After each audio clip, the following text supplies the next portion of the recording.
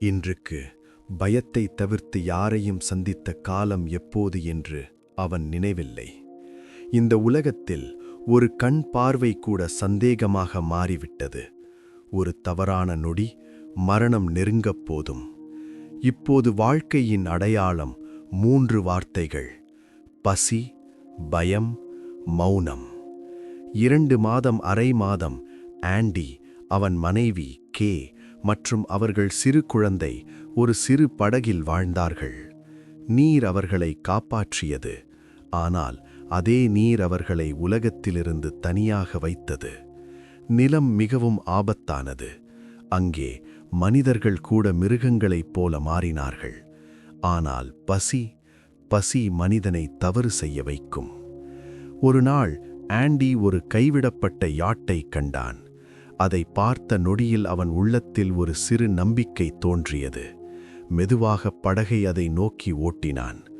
உள்ளே என்ன இருக்கிறது என்று அறிய ஒரு கண்ணாடியை முன்னில் பிடித்தான். ஏதோ அசைவும் இல்லை, ஒரு சத்தமும் இல்லை, உயர் உள்ளது போல தெரியவில்லை. உள்ளே சென்றபோது அவன் கண்கள் நம்பவில்லை. உணவு, நிறைய உணவு, இன்னும் பல வாரங்கள் வாழ போதுமான அளவு. அந்த நொடியில் அவன் மனதில் ஒரு நிம்மதி. ஆனால் அவன் அறியாமல் இருந்தது ஒன்று: இந்த அமைதி ஒரு எச்சரிக்கை என்று. அந்த இரவு ஆண்டி தூங்கிய பின்பு கே தனியாக யாட்டுக்கு சென்றாள். உணவுக்காக இல்லை, தன்னுடைய கணவனுக்கு ஒரு சிறு பொருள், ஒரு சாதாரண மனிதத்தின் நினைவு. அங்கே ஒரு சத்தம், ஒரு நொடி தாமதம். காலையில் குழந்தையின் அழுகை ஆண்டியை விழிக்க வைத்தது. தரையில் இரத்தம், மிகவும் அதிகம். கே அமர்ந்திருந்தாள். தன் கயத்தை அழுத்தி பிடித்திருந்தாள்.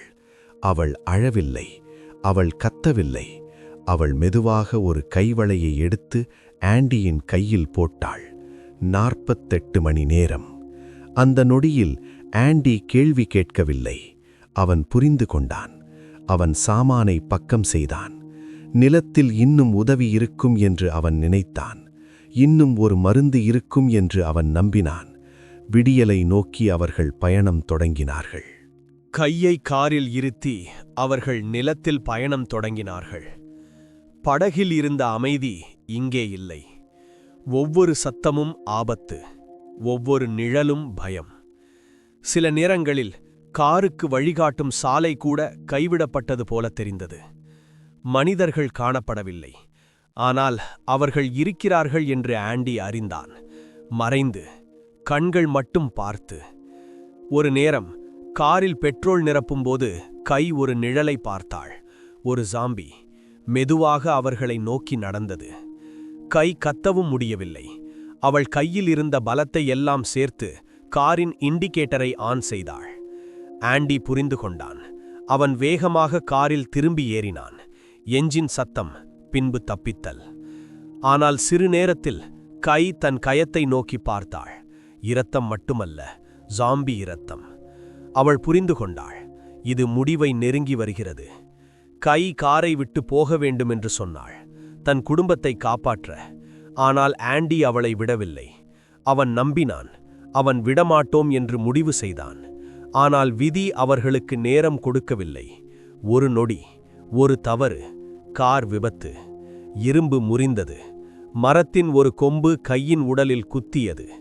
ஆண்டி தரையில் விழுந்தான். விழுந்த பின்பு அவன் விழித்தபோது எல்லாம் மாறிவிட்டது. கையின் முகம் இரத்தத்தால் மூடப்பட்டிருந்தது. அவள் கையாக இருக்கவில்லை. ஆண்டி தன் குழந்தையை எடுத்து வெளியே வந்தான். பின்பு அவன் திரும்ப காருக்கு சென்றான். அவன் செய்ய வேண்டிய வேலையை செய்தான், ஒரு வார்த்தை கூட இல்லாமல். பின்பு அவன் நின்றான். உடல் நடுங்க, மனம் காலித்தனம். விட வேண்டும் என்று நினைத்தான். ஆனால் குழந்தை அவன் நெஞ்சில் அசைந்தாள், உயிரோடு இருந்தாள். ஆண்டி கையின் வளையை எடுத்து தன் கையில் போட்டினான். நேரத்தை அமைத்தான். 48 மணி நேரம். இப்போது அவன் தனக்காக நடக்கவில்லை, தன் குழந்தையை காப்பாற்ற மட்டும்தான். அவன் தொடர்ந்து நடந்தான். நேரம் மெதுவாக குறையத் தொடங்கியது. ஆண்டியின் உடல் மாறியது. ஆனால் அவன் மனம் அமைதியாக ஆரம்பித்தது.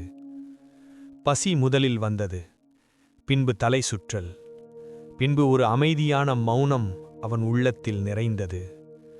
அவன் புரிந்து கொண்டான், இது திரும்ப முடியாத பாதை. ஒரு இடத்தில் அவன் நின்றான். தன் கையை கட்டினான், தன் வாயை அடக்கினான். இது அவனை காப்பாற்ற அல்ல, தன் குழந்தையை காப்பாற்ற. குழந்தை அவன் மார்பில் இருந்தாள். அவள் மூச்சு அவன் நெஞ்சில் பட்டது. அந்த மூச்சே அவனை முன்னால் நடக்க வைத்தது. வழியாக அவன் சில மனிதர்களை பார்த்தான். சிலர் உதவி செய்தார்கள். சிலர் அவர்களுடைய இரக்கத்தை மறைத்து வைத்திருந்தார்கள். இன்னும் சிலர் மனிதர்கள் அல்ல.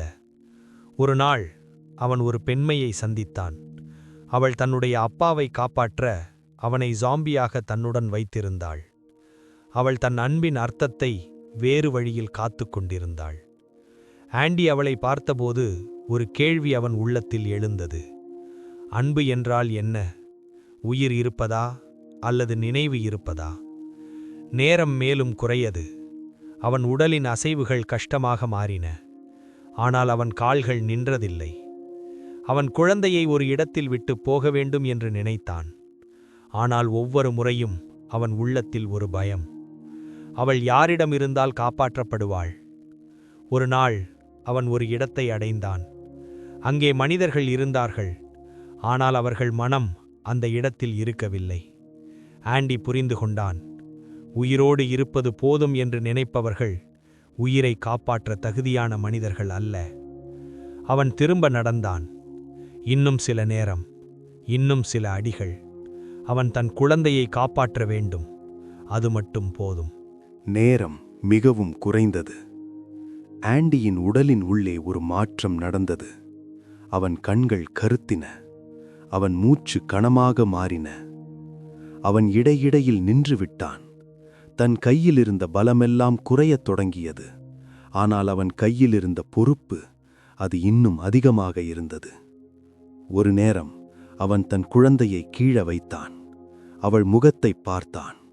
அவள் அவனை பார்த்து சிரித்தாள். அந்த சிரிப்பு அவனை இன்னும் சில அடிகள் நடக்க வைத்தது. அவன் புரிந்து கொண்டான், இது அவன் கடைசி பயணம். அவன் தன் கையை இன்னும் பலமாக கட்டினான். தன் வாயை அடக்கினான். தன் உள்ளத்தில் எழுந்த பசியை அடக்கி வைத்தான். இது அவனுக்கு அல்ல, இது அவன் குழந்தையை காப்பாற்ற. தூரத்தில் பழங்குடி மக்களின் சத்தம் கேட்கப்பட்டது. ஆண்டி அவர்களை நோக்கி நடந்தான். அவன் கால்கள் தடுமாறினாலும், அவன் உடல் விழுந்தாலும் அவன் தொடர்ந்தான். முதலில் அவன் மனிதனாக நடந்தான். பின்பு அவன் மனிதனாக இருக்கவில்லை, ஆனால் அவன் அப்பாக இருந்தான். அவன் குழந்தையை தன்னுடன் கட்டி எடுத்து நடந்தான். அழுந்திய இறைச்சை மூலம் வழிகாட்டினான். நினைவுகள் மூலம் அவன் தன் பாதையை மறக்கவில்லை. பழங்குடி மக்கள் அந்த காட்சியை பார்த்து அமைந்து விட்டார். ஒரு உருவம், உயிரில்லை, ஆனால் அன்பு இன்னும் இருந்தது. குழந்தை அவர்கள் கையில் எடுக்கப்பட்டபோது ஆண்டியின் உடல் கீழே விழுந்தது. அவன் கடமை முடிந்தது. பிறகு குழந்தையின் உடலின் அருகில் ஒரு சிறு செய்தி கண்டுபிடிக்கப்பட்டது. ஒரு வார்த்தை, ஒரு நன்றி. அது ஒரு விடைபிரிவு அல்ல, அது ஒரு ஒப்புக்கொள்ளுதல். ஒரு அப்பாவின் அமைதியான கன்ஃபெஷன். அவன் மரித்தாலும் அவன் அன்பு தொடர்ந்தது.